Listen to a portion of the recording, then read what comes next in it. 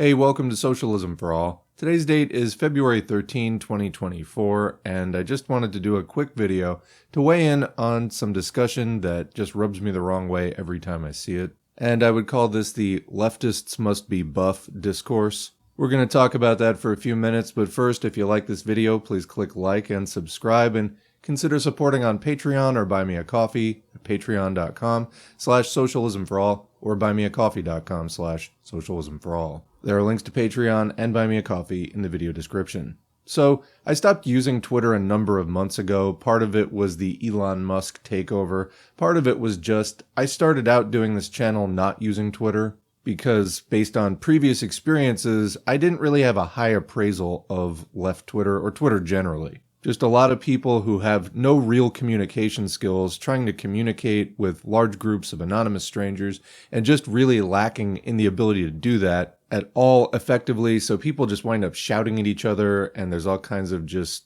people calling each other insults and whatever. It's not a good place. I don't think it really fosters any kind of good discussion or understanding and is mainly just intended to indulge the egos of people who get themselves involved in it.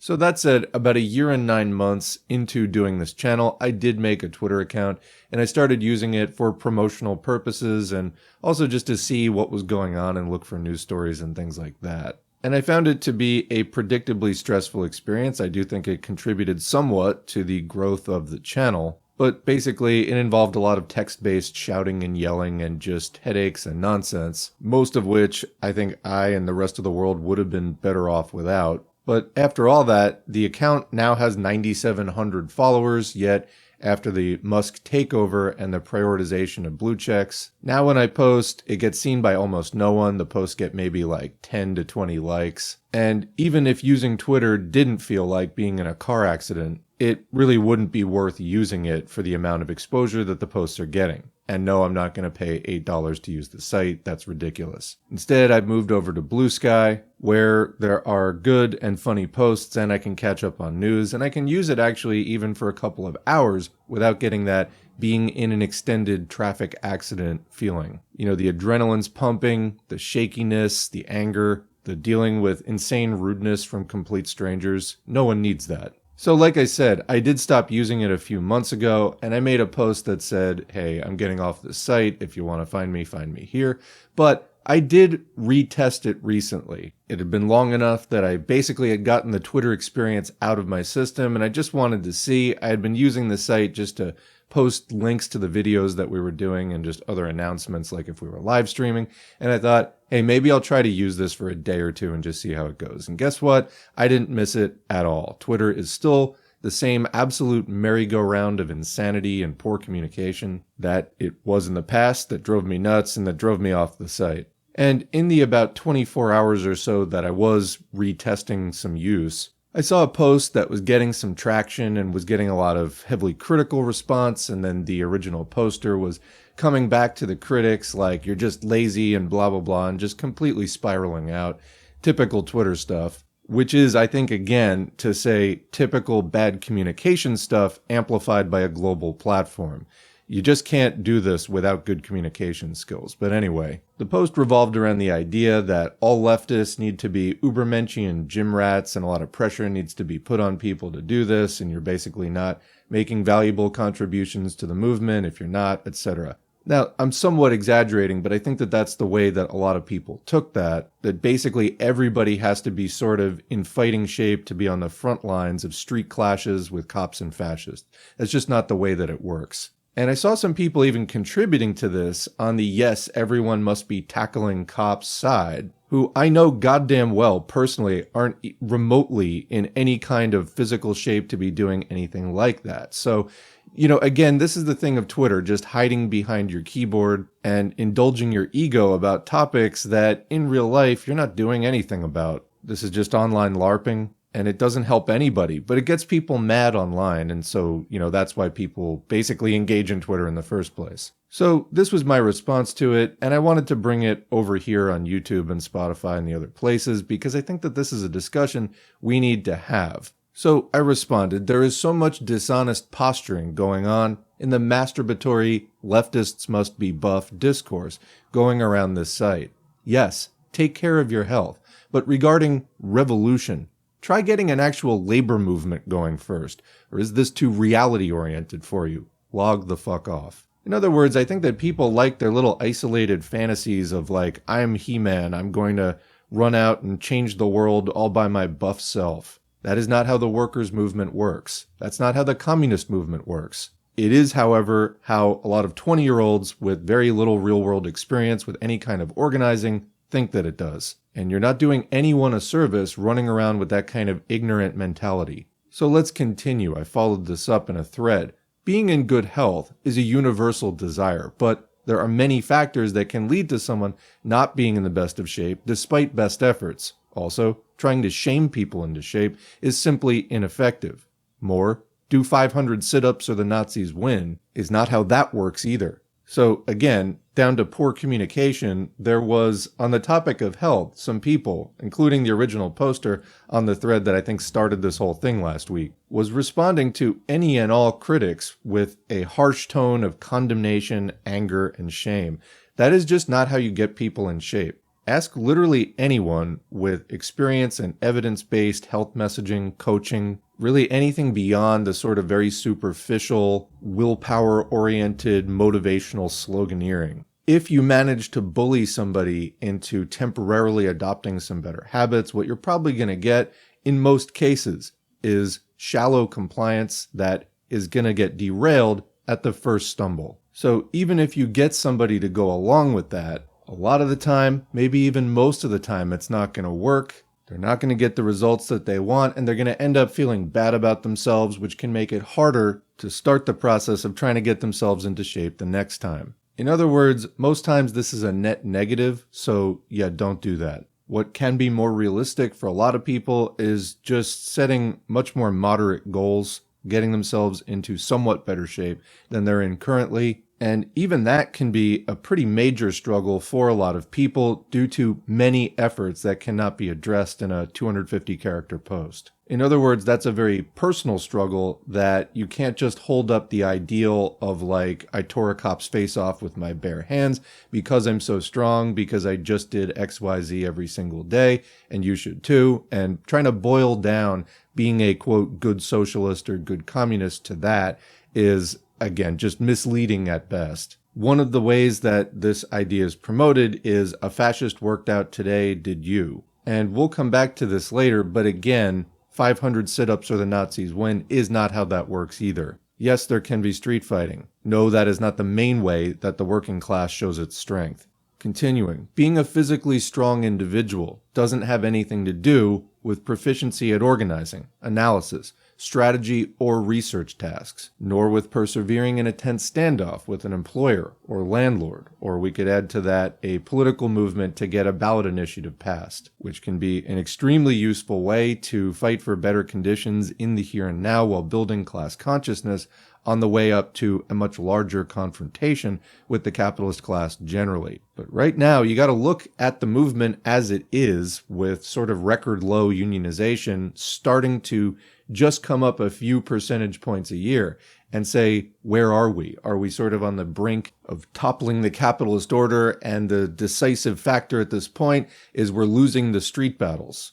No, not even close. So right now, being a physically strong individual just means you can lift stuff. Handy, but it's hardly a movement prerequisite. So as far as health, take care of yourself. Try to be your best self and help others to feel good about themselves too, not bad about who they're not. That is destructive. And I know that this is going to be like nails on chalkboard for people who have bought into some kind of gym rat supremacy, motivational sloganeering thing. And they're trying to work through a negative self-image or other sort of emotional issues by just getting buff and building muscle. But while that may help you cope in the short term, it's not really a long-term solution. And when you're lashing out negatively at other people that aren't going along with that, that shows that there are some inner issues that need to be worked out. So remember, and this is kind of the bottom line, any and all proletarians can make excellent contributions to the movement, no matter how much you can lift, no matter how long it takes you to run a mile. The He-Man adventurist fantasies might seem impressive in the abstract, but they're individualist abstractions, divorced from the moment. 95% or more of current tasks are research work and supporting each other through strikes and other actions, and just organizing to be able to pull those off. And I guarantee that a lot of the people who are dogpiling on this leftists must be buff issue are the same kind of people who think that the way you organize a general strike is just by writing #general strike. So there's all of that work that a lot of people really are not engaged in, but they're, again, more than happy to hide behind a keyboard and indulge their egos in this way. Also having good communication with comrades and so on. That means real support. It's sometimes in these social skills that would-be socialists ironically are weakest, focusing instead on building themselves as individuals.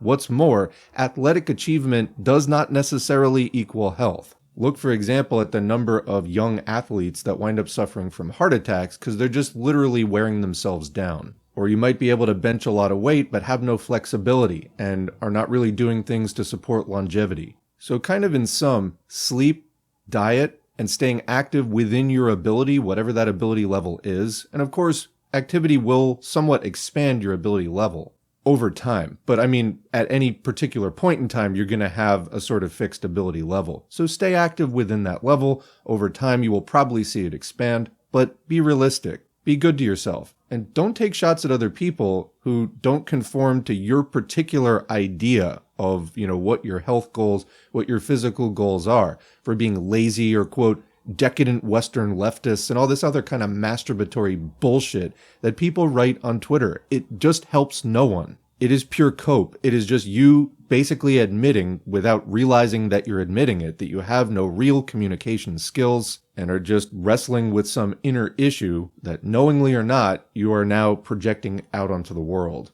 So yeah, sleep, diet, and staying active within your ability matter. Combat readiness, per se, is something else.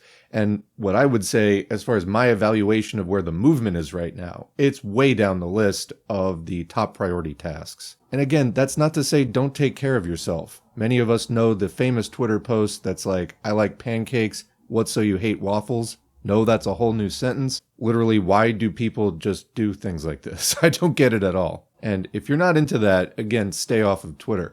But I said I would come back around to the street fighting thing. It's something that happens sometimes. And it's something that some people are going to run towards while others hang back. That's totally fine. While those who have those skills should be appreciated for what they are, it's not something that everyone is going to be equally good at. And what we don't need is people who are probably never going to be very good at it, wasting time that they could be spending being more productive for the movement by playing to their strengths, feeling bad about not being good about that because people who are good at it or who think that it's really important are telling them that they're worthless and lazy. We don't need that. Nobody should do that. So don't get into gym rat supremacism bullshit with comrades, ever. People should make reasonable efforts to stay in shape, but for some people, keeping themselves in very good shape is going to require more than a reasonable amount of time and effort, and that time and effort could be better spent in areas where they excel more naturally. And I have not explicitly covered the subject of disabilities, but when I was talking about being active within your ability level, everyone, whether they have a diagnosis or not, whether they have parts of their body that significantly do not function as per the average or not, is going to have a different ability level. And even doing the same amounts of exercise and things like that, you're not going to necessarily end up with a stock product. Your body is not going to just look like standard in-shape human body. Every body is different. While there are certain metrics that tend on a population level to be associated with higher risk of negative health outcomes, like for example, being overweight or obese, which about 3/4 of the US population are, is not medically equivalent to having a BMI, which is how that is formally measured, that is within a lower range. So, for example, that's associated with higher risk of heart issues, and you really need your heart. But getting that within the range that is more likely to promote better health for you, and again, being underweight is also an issue that has some health risks, but that is a much less common in our current circumstances condition. But getting yourself within that healthy range for a lot of people can be a really significant struggle. Maybe you grew up with dietary habits that were not healthy and you were taught as a child. Maybe you got sick at some point along the way in your life and it altered your metabolism. There can be all kinds of things that happen. Basically, we exist. Life is trying to eat other life. There's all kinds of things trying to kill you and eat you. Yes, we have immune systems, but I mean, a lot gets through anyway. A lot of people are also chronically stressed out. This is how U.S. society tends to push people. It's go, go, go, never stop. This can affect people's hormone levels and cause people to gain unhealthy weight. Sleep, which we mentioned before, is another key thing. If you're not getting proper sleep, again, it can cause you to not be in best physical shape and affect your metabolism. So this idea that a trip to the gym just cures everything that's wrong with you and, people who don't do this are just lazy, etc. It's shallow, ignorant thinking that is more characteristic of the right wing than the left. So if you are carrying this, you should rid yourself of it. Now, we do know that, again, staying active within your ability level, a moderate amount of exercise, is associated generally with better mood and things like that. The body likes to be moved, generally speaking. We don't just like to be sedentary. That's not in our instincts. But that's also not going to cure trauma or something like that. So anyway, I ended the Twitter thread with, I'm aware that sensible and humane messaging doesn't tend to go over on this site, which mostly is populated by some of the emptiest people on earth, scouring the web for the most sensational and outrageous bullshit to latch onto and react to. But for the rest of you, I hope this helps. Yeah, it's a bit tongue-in-cheek, but also not really. Toxic. To sum it up, toxic. That's the word I would use. Speaking of environmental health, the amount of microplastics that people are eating. You look today at the kind of average shape that people are in compared to like 40 years ago, it definitely seems harder for people to stay in shape than it was then. So this is also due to structural factors like what's in the air, what's in the water, what's in the food. So again, yes, your health is important. It's all you really have. When your health runs out, your life runs out, you're done. So take care of it. But again, this whole leftists must be buff and this is why the left isn't winning and blah, blah, blah. It's not true. If you really like lifting weights, great. Good for you. Honestly, there is nothing wrong with that. And even for the average person that isn't really into lifting weights, doing some kind of strength training can help improve muscle tone and bone density and things like that. And it can just put you in a slightly better position. But thinking that you are superior to people who do not do this, and you've got it all figured out, and they're worthless and decadent, and etc., is just closing yourself off to so many people over a topic that right now in the movement is not even on a secondary level of important tasks. And I just don't want to see it anymore. It's hurtful. A lot of people really do try to stay in shape. Very few people go out there and just say, I don't give a shit. I want to end up being 500 pounds. I don't care. Everybody wants to look good. Everybody wants to feel good. A lot of times the things that hold people back are deeply rooted in their subconscious, like if they're eating for emotional reasons or things like that. This is where actually positive support and helping people to feel good about who they are, that being your default. And then if somebody actually asks for specific help with getting into shape, that's a whole other story. But the last thing anybody wants, and what is virtually guaranteed to alienate people, is poking at them, criticizing them, attacking them over things that are deeply personal. Yes, it does show up externally, but are deeply personal. It's none of your fucking business. You don't know what people are struggling with inside. So you want to be actually helpful? Help to bring out the best in people. How do you do that? Help people to feel good. Let them know you support them. Let them know that their strengths are valuable. Don't harp on their weaknesses just because you have a complex about it. And what you will see then is people becoming their best selves, not because you ordered them to or shamed them into it, but because they feel positive and hopeful about the future and supported by you in reaching their goals and the movement's goals. This means having each other's backs and not doing this kind of tough love nonsense. If you want to organize sports groups where people can play soccer or basketball or whatever, or learn martial arts, that is healthy and constructive. And if people feel safe in an environment like that, then they probably will join. And if they don't, it's still none of your fucking business. Let people come to you. Invitations are one thing, but commands are another. The capitalist system attacks from top to bottom our self-esteem in countless ways from day to day. That is part of our struggle as proletarians trying to organize our way out of this system. So in socialism, I think that just as you have a better baseline of literacy, you will have better baselines of other measures of population health and well-being, such as general physical fitness. But let's not put the cart before the horse and start feeding into all this body shaming stuff, because it literally does not help to improve the situation.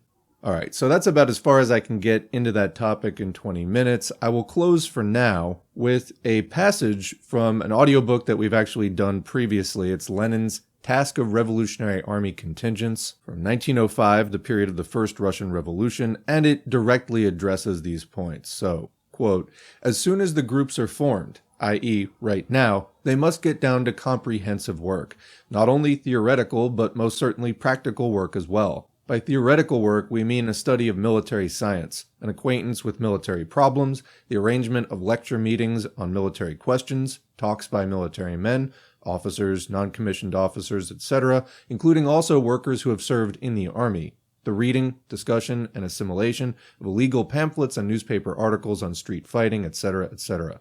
Practical work, we repeat, should be started at once.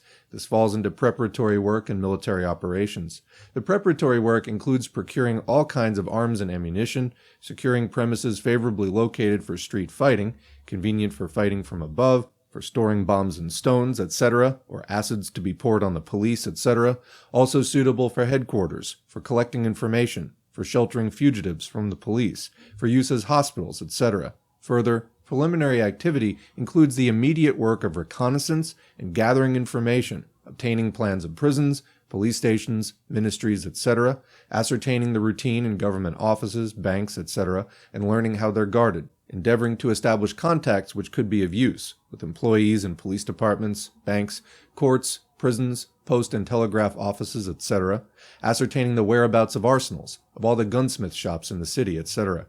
There's a great deal of this sort of work to be done, and what's more, it is work in which even those who are quite incapable of engaging in street fighting, even the very weak, women, youngsters, old people, and so on, can be of immense service. Efforts should be made immediately to get into combat groups absolutely all those who want to take part in the uprising, for there is no such person, nor can there be one, who, provided they desire to work, cannot be of immense value, even if they're unarmed and are personally incapable of fighting." Unquote. So there you go. Those who are naturally inclined to this and desire to do that kind of training, well, if there is a situation like the revolution of 1905 in Russia, which I think at this point we really are not in, well, there is nothing stopping you. But blaming people who are struggling with their health in one way or another for the failures of the movement is counterfactual and absolutely self-destructive. It's toxic, unwanted, hurtful to others, and makes you look ridiculous.